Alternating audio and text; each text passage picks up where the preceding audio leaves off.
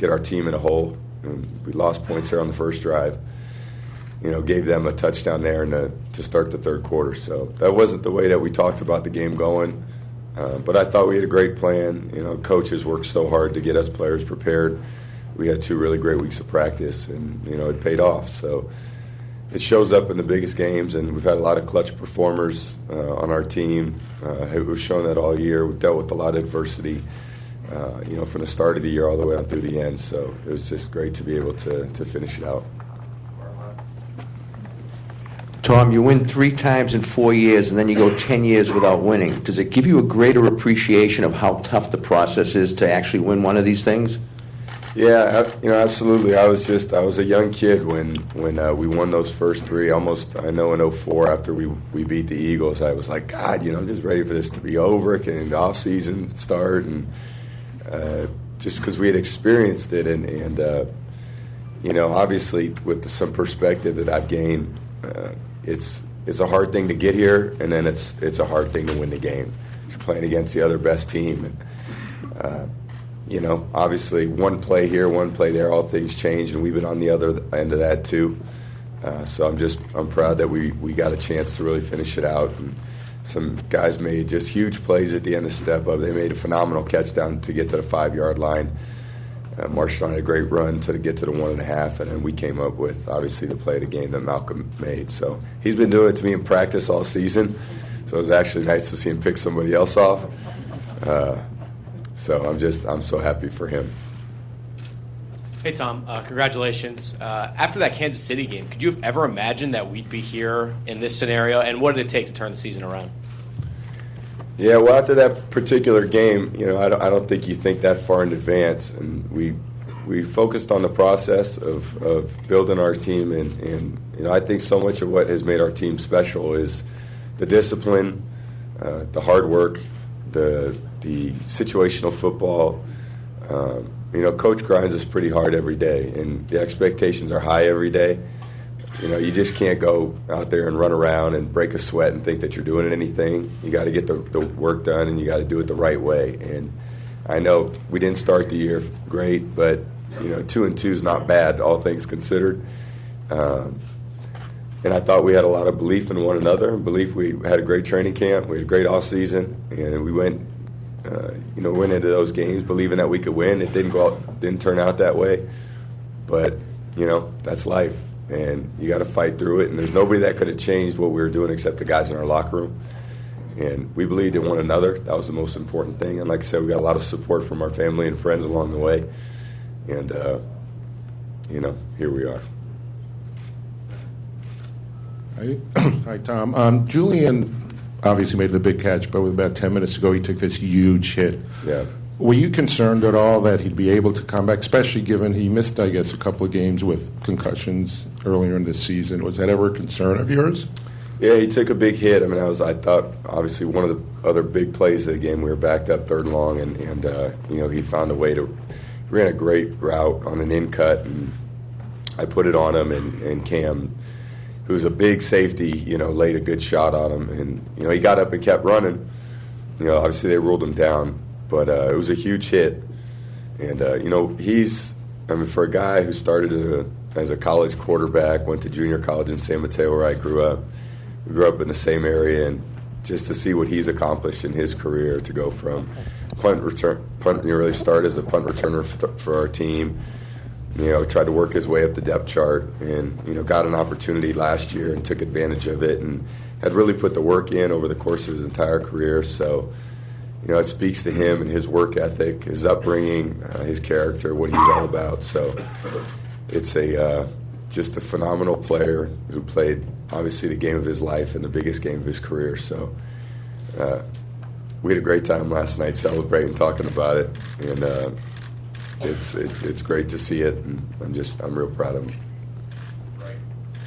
Tom, given the record-setting performance that you had last night, I'm just curious how you feel like the findings of the investigation into the footballs of the AFC Championship game should reflect on your legacy. Well, I haven't had much thought into that. So we've just been focusing on, our game, and I'm sure all that stuff will take care of itself over the next, however long it takes. But, it was a great accomplishment by our team. Last night it was a great victory. We should all be proud. We get to go to a parade and celebrate, and that'd be a lot of fun. We haven't had one of those in a long time. Hi, Tom. Congratulations. Thank you, Terry. When Chris made that juggling catch, were you having David Tyree flashbacks? Yeah, I mean, I kind of turned away. I saw Malcolm make a great play, and he tipped it, and I turned my head, and then the guy got up and started running, and I said, what happened? And I saw the review and couldn't believe it. So I felt like we were going to win the whole game, and then they made that catch. And then I had a little bit of doubt, and then, we made a great play. So, like I said, we've been on the other end of some great catches and not being able to finish it out, and this time we made the play. So there was no fight, nobody lost confidence, obviously, on defense. There was, a lot of fight that the team had, and it took a 60-minute game. It took 99 yards, on the football field to hold them out, and we did it. So it's a great feeling. Tom, you're known as a stoic competitor, a fiery leader, but yesterday, during that interception, we saw a look on your face like you were a 10-year-old kid jumping up and down on the sideline. What were the emotions you were going through? And is that what you looked like when you were 10 years old playing football? I didn't get to play football my mom wouldn't let me play till I was 13. So I was all on my street growing up playing football. But yeah, it was it's a game of emotion, and it happened so quick. So it was just obviously as emotional as you can be at that point. There was a lot of highs and lows to the game, and that was a great high. So it took a big effort. Like I said, Malcolm, made a huge play to save our season, and it took a lot of guys, a lot of effort, a lot of individual efforts, and collectively as a team, we made enough plays to get the job done. Last question. Tom, last night Jimmy Garoppolo was saying that Malcolm Butler is quite the character, and he chuckled and he wouldn't elaborate. Can you fill in the blanks for us about him? Well, Malcolm's, he's I'm sure Coach can speak to Malcolm's history and his college experience and so forth. But he made a mark in rookie in the OTAs. Coach, we don't put numbers on our jerseys. For what reason, I don't know. Coach will explain. I'm not sure. I wish I knew. But this one player just kept making plays, and I kept going, who is that? Who's that guy? Running down balls, and he had great quickness, great speed, great jumping ability, played the ball so well, and intercepting passes all season long, and practicing the scout team, and then got some opportunities as the season went along to play on defense, and it all leads to that particular moment. So you put a lot of hard work in over the course of the season, and Malcolm did that, and to recognize a formation, a play, and put it all together in your mind as a young player.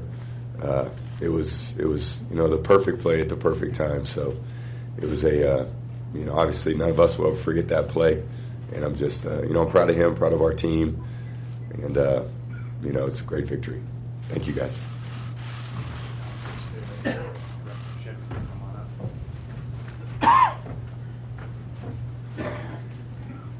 Good morning, everyone. I'm Dale Sullivan, the Regional Director for Chevrolet in the Western Region. I'd first like to say thank you to the Commissioner and the NFL for a great partnership that we have with them. So I want to say that first.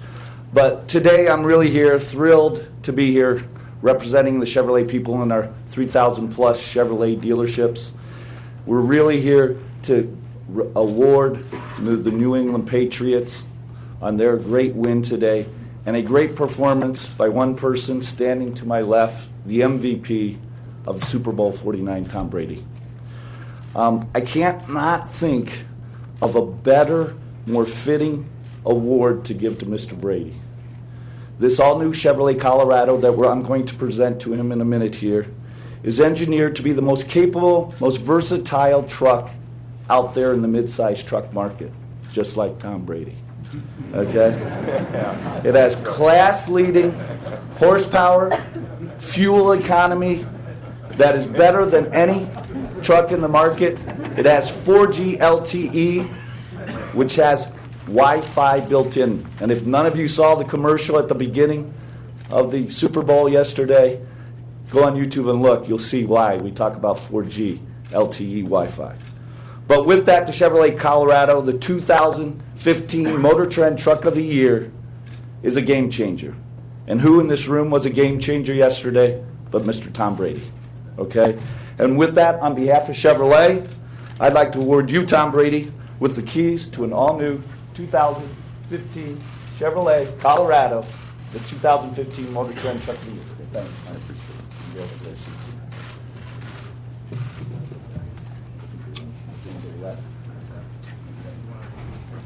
Sure.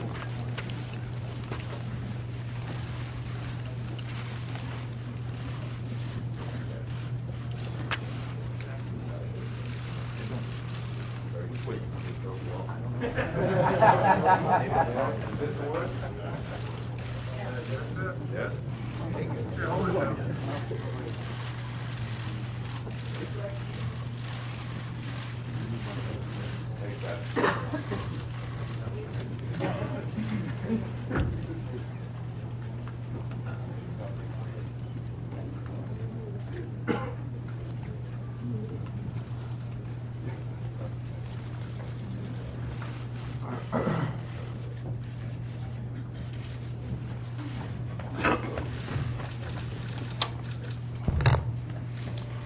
Good morning. How we all doing? Better than I am, I'm sure. First of all, I'd like to, on behalf of the Patriots, thank the people who have helped us so much out here in Arizona. The Sheraton Wild Horse, the staff was awesome. The accommodations are great. They did a tremendous job of working with us in every single way.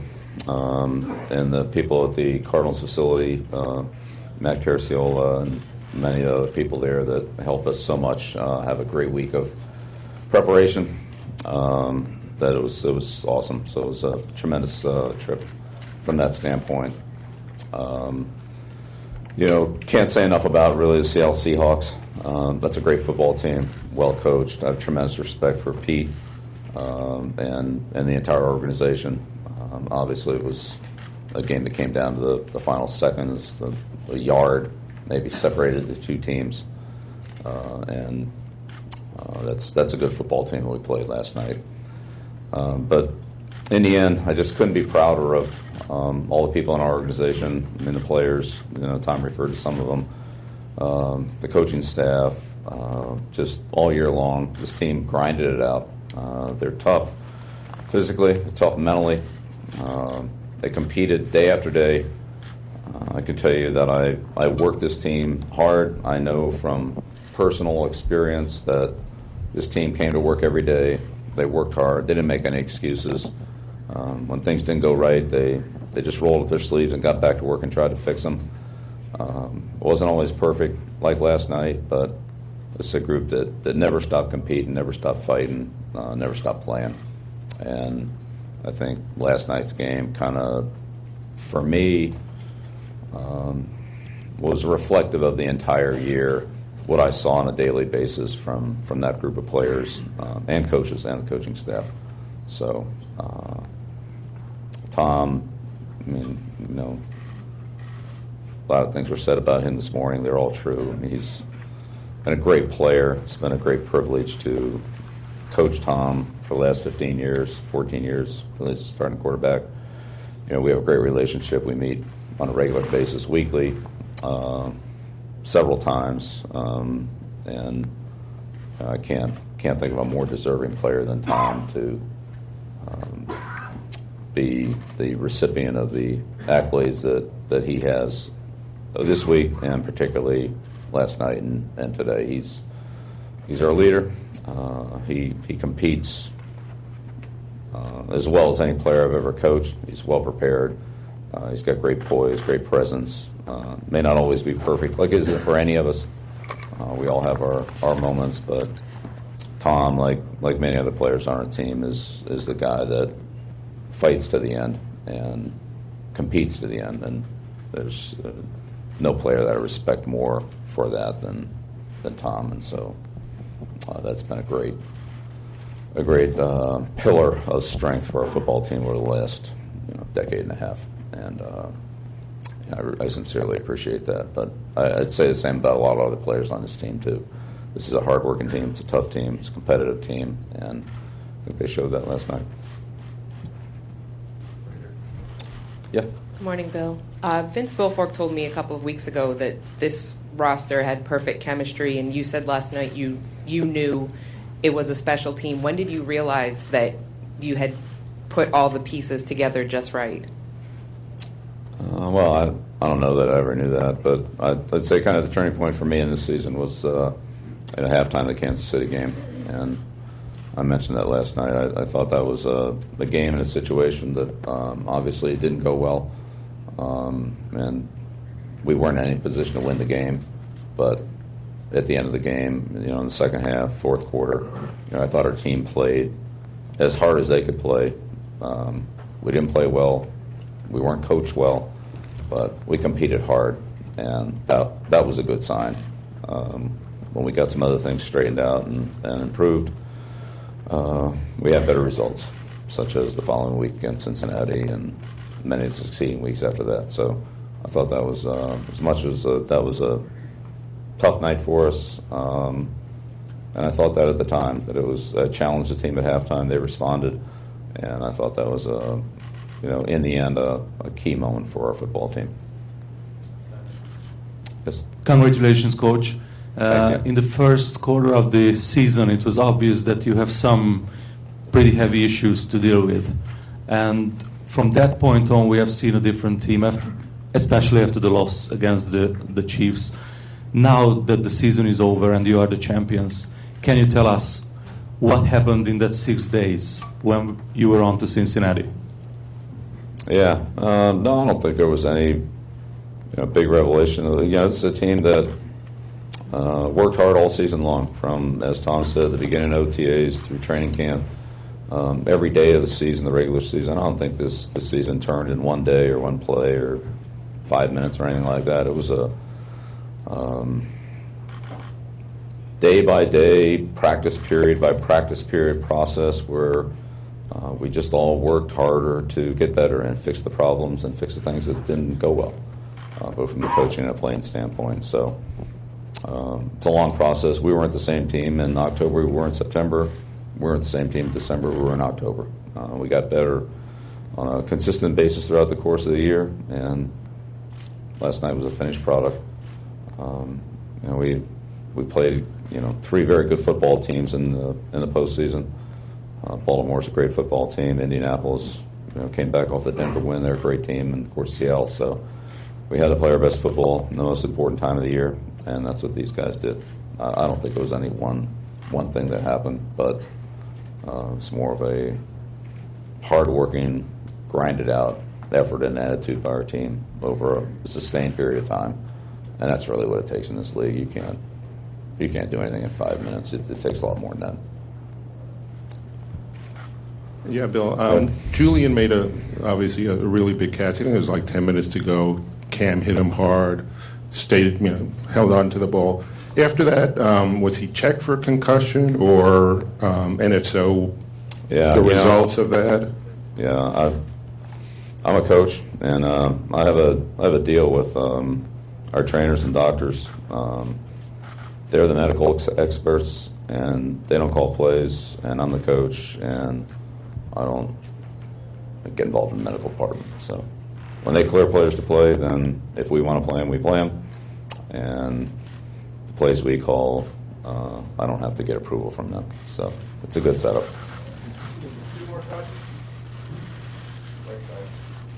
Coach, congratulations on the victory. Thank you. Thank you. Given how absolute you were about having no involvement in, obviously, the balls being underinflated, perhaps, in the AFC Championship game, I wonder if you feel like your team made a statement, if any, last night with their performance after a week of being under siege. Yeah, I don't have any other comment on that. I've twice gone into great detail about everything I knew. I've tried to be totally transparent and given everybody as much information as I have. and that's all I have to give. Bill, Yes, Bill. can you talk about the going into this past season and upgrading the cornerback position, the thought about going after Revis and Browner, and obviously why those two? It's a great question. And, sometimes things just work out. It's not always a great plan. Sometimes it's just the way things fall. We tried to sign a keep, and we got into a negotiation with him and his representatives. He's a great football player. Ended up signing with Denver.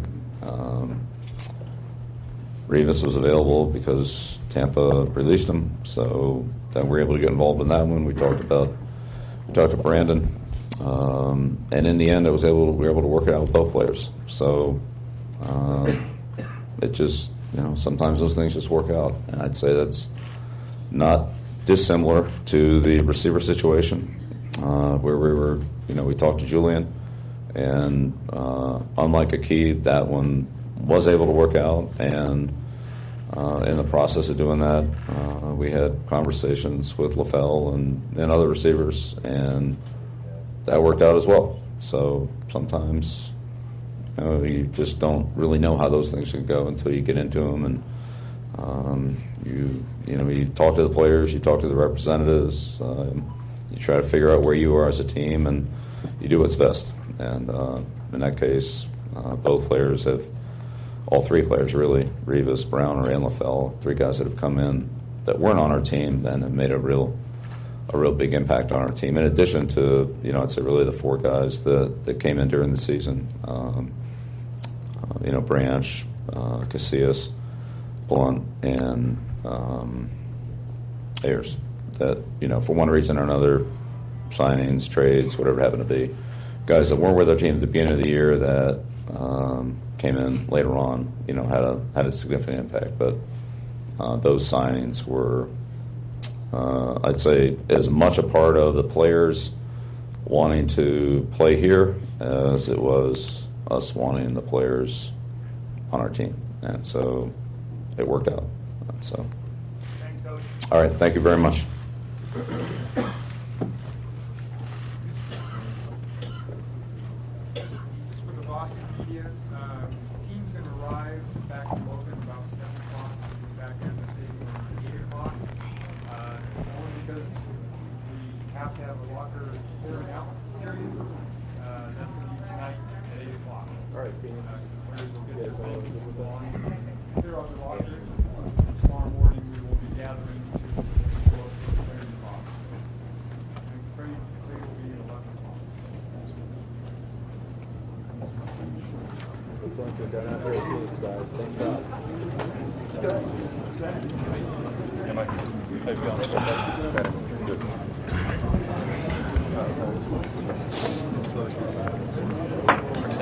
Yeah,